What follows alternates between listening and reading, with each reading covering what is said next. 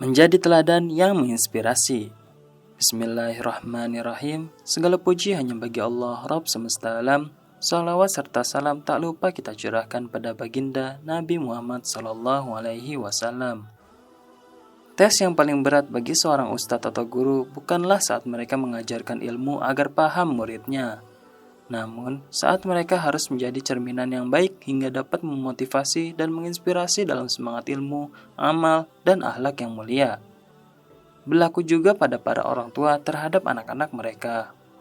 Sebagaimana Allah Subhanahu wa taala telah menjadikan Rasul-Nya Muhammad SAW sebagai suri teladan yang memotivasi para sahabat yang adalah murid-murid langsung beliau.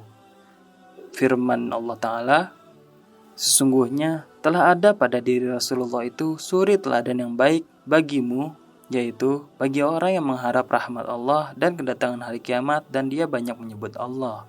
Quran Surat Al-Ahzab ayat 21. Ulama-ulama terdahulu memiliki kesepahaman bahwa murid mereka tidak hanya mengambil ilmu namun juga meniru dari penerapan ilmu mereka, yakni adab dan akhlak yang baik. Coba kita lihat dari cerita Imam Ahmad bin Hanbal yang memiliki banyak murid, namun mayoritas murid beliau tidak mencatat ilmunya. Mereka hanya ingin bertemu dan melihat langsung bagaimana Imam Ahmad yang memiliki ilmu, amal, dan akhlak yang mulia. Hal ini karena Imam Ahmad adalah sumber motivasi mereka dalam berilmu dan beramal. Az-Zahabi rahimahullahu berkata, hadir di majelis Imam Ahmad ada sekitar 5.000 orang atau lebih. 500 orang menulis, sedangkan sisanya hanya mengambil contoh keluhuran adab dan kepribadiannya. Dari Syiarul Alamin Nubala 21/373, dari Muassasah Risalah Asy-Syamilah. Ada lagi cerita dari ulama besar Ibnul Qayyim Al-Jauziyah rahimahullah. Beliau berilmu banyak dan sudah diakui. Beliau pun juga merasakan langsung teladan ilmu, amal, dan akhlak mulia dari guru beliau, yakni Syekhul Islam Ibnu Taimiyah. Ketika mereka merasa sesak karena cobaan dunia, mereka segera pergi ke guru mereka. Sebelum mendengar pendapat dan nasihat guru mereka, baru saja bertemu guru mereka sudah merasa tenang dan rasa sempit mereka hilang. Ini karena guru mereka benar-benar memberi contoh dan kesabaran yang luar biasa. Ibnul Qayyim berkata, kami, murid-murid Ibnu Taimiyah, jika ditimpa perasaan takut yang berlebihan, timbul dalam diri kami prasangka buruk atau ketika kami merasakan kesempitan hidup, maka kami mendatangi beliau. Dengan hanya memandang beliau dan mendengarkan ucapan beliau, hilang semua kegundahan yang kami rasakan dan berganti dengan perasaan lapang, tegar, yakin dan tenang.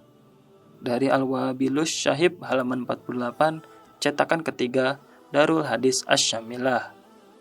Sama seperti apabila kita sudah menjadi orang tua, dalam mendidik anak di rumah, kita harus terlebih dahulu menjadi sosok teladan bagi mereka. Apabila kita ingin anak-anak kita solih-solihah, sebelum itu kita juga harus selalu menjadi orang yang solih-solihah di rumah. Apabila kita ingin anak rajin sholat, maka para orang tua harus rajin sholat di rumah untuk mencontohkan. Bapak sholat wajib di masjid dan sholat sunnah di rumah. Apabila ingin anak menghafal Al-Quran, maka kita harus berusaha menghafal Al-Quran walaupun seayat 2 ayat di rumah, juga sering membacanya. Lebih spesifik untuk para bapak dan suami, mereka adalah ujung tonggak percontohan dalam keluarga. Perhatikan ucapan ulama berikut. Sungguh, ketika bermaksiat kepada Allah, aku mengetahui dampak buruknya ada pada perilaku istriku, keluargaku, dan hewan tungganganku. Misi dari setiap bapak yakni menjaga keluarganya dari api neraka. Allah Subhanahu wa taala berfirman, wahai orang-orang yang beriman, peliharalah dirimu dan keluargamu dari api neraka, yang bahan bakarnya adalah manusia dan batu, penjaganya malaikat-malaikat yang kasar, keras, dan tidak mendurhakai Allah terhadap apa yang diperintahkannya kepada mereka dan selalu mengerjakan apa yang diperintahkan. Quran Surat At-Tahrim ayat 6. Semoga kita semua diberi kekuatan untuk menjadi teladan bagi orang sekitar kita, sehingga kita bisa memberi dampak yang baik bagi masyarakat.